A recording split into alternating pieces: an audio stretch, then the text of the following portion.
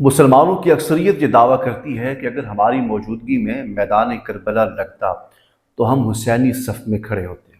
اس وقت social media کا دور نہیں تھا، ہمیں اس بات کا علم نہیں ہے کہ وہاں پہ کیا کیا ہوا اور کیا کیا نہیں ہوا۔ تو وہاں موجود لوگوں نے ان تمام مناظر کو کتابی صورت میں جمع کر کے ہم تک پہنچایا۔ یعنی سوشل میڈیا اس وقت نہیں تھی، لیکن ہمارے پاس جو بھی حالات وہاں کے پہنچے ہیں وہ کتابی صورت میں ہمارے تک پہنچے ہیں۔ ہم نے کتاب کا مطالعہ کیا، ہم نے کتب کو پڑھا، ہم نے تاریخ کربلا کو پڑھا، ہم نے کربلا کے واقعات کو پڑھا۔ جب یہ سب چیزیں دیکھی تو ہمیں بعد میں اس بات کا علم ہوا کہ کربلا میں یزیدیت نے امام علی مقام امام حسین علیہ السلام کے ساتھ کس طرح ظلم و جبر کے داستان کو قائم کیا۔ اس واقعے کے بعد 100% مسلمان یہ دعویٰ کرتے ہیں کہ اگر ہماری موجودگی میں میدان کربلا لگتا تو ہم امام حسین کے صف میں کھڑے ہو کر یزیدیت کا مقابلہ کرتے اور یزیدیت کو شکست سے دوچار کرتے۔ ویسے بھی امام علی مقام امام حسین علیہ السلام جو ہے انہوں نے ایسی شکست دی یزیدیت کو کہ آج تک یزیدیت کا نام لیوا کوئی نہیں۔ جب بھی کوئی بندہ یزید کا نام لیتا ہے تو اپنے سر کو جھکا کے لیتا ہے، شرم سے لیتا ہے، لیکن جب بھی کوئی امام حسین علیہ السلام کا نام مبارک لیتا ہے تو اپنا سر فخر سے بلند کر لیتا ہے۔ اس لیے حسین وہ ہیں جنہوں نے اسلام کے علم کو بلند کیا۔ احباب ذی وقار، بڑے افسوس کی بات ہے، ہم یہ تو دعویٰ کرتے ہیں کہ ہم اگر اس دور میں ہوتے تو ہم امام حسین کے ساتھ ہو کر یزیدیت کا مقابلہ کرتے، مگر افسوس اس بات کا ہے کہ 58 تقریباً اسلامی ممالک ہیں لیکن آپس میں کسی کا بھی اتفاق نہیں ہے۔ ہم نے یہ دعویٰ تو کر لیا کہ ہم امام حسین کے ساتھ کھڑے ہو کر یزیدیت کا مقابلہ کرتے، لیکن یاد رکھیں یہ دعویٰ آپ کا جھوٹا ہے۔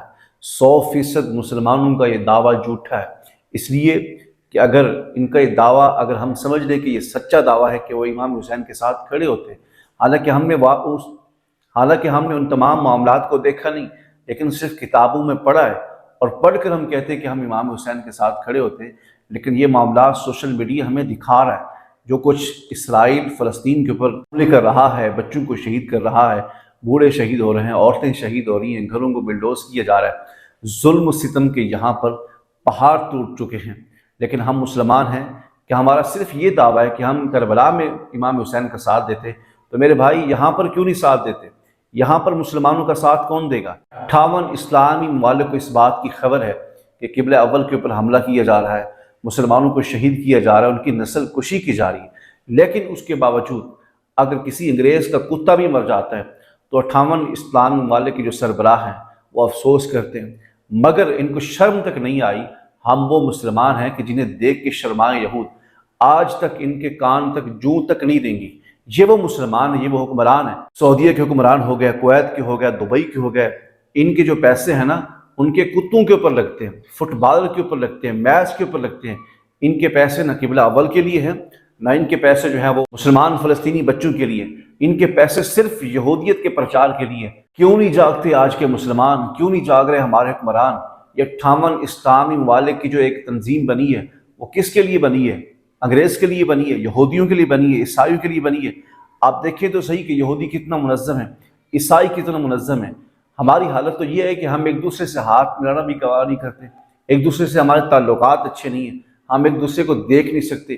یہ حالت ہے ہماری، جس کے بارے میں سرکار نے فرمایا کہ کل مومن اخوہ، کہ سارے مسلمان جو ہیں وہ آپس میں بھائی ہیں، اور ہمیں حضور نے ایک جسم کی طرح قرار دیا۔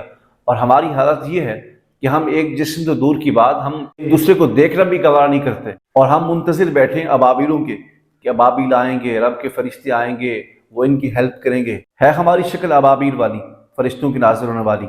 ہمارے تو اپنے کرتوت ٹھیک نہیں ہیں، ہمارے تو مسلمانوں کا آپس میں اتحاد نہیں ہے، تو پھر ابابیل کس لیے آئیں گے؟ فرشتے کس لیے آئیں گے؟ آپ اپنے آپ کو تبدیل کریں۔ جب تک ہم خود کو تبدیل نہیں کریں گے اللہ تبارک و تعالی ہماری حالت کو تبدیل نہیں فرمائے گا۔ یہ سارے اسلامی ممالک کے جو حکمران ہیں سارے کے سارے منافق ہیں، ان کے اپنے اپنے جو ہے وہ معاملات ہیں، کاروبار ہیں، امریکہ کے ساتھ، یہود و نصارہ کے ساتھ، اسرائیل کے ساتھ۔ یہ کاروبار کو جو ہے وہ مقدم سمجھتے ہیں اسلام کے پر، ان کو کسی چیز کی نہیں پڑی ہوئی۔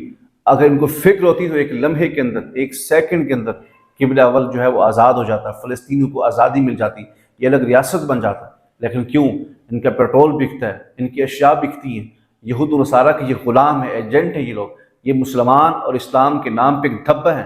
اللہ کریم ان کے شر سے ہم سب کو محفوظ کرے۔ اللہ کریم قبلہ اول بیت المقدس کو آزاد فرمائے اور فلسطینی مسلمانوں کی حفاظت فرمائے، آمین۔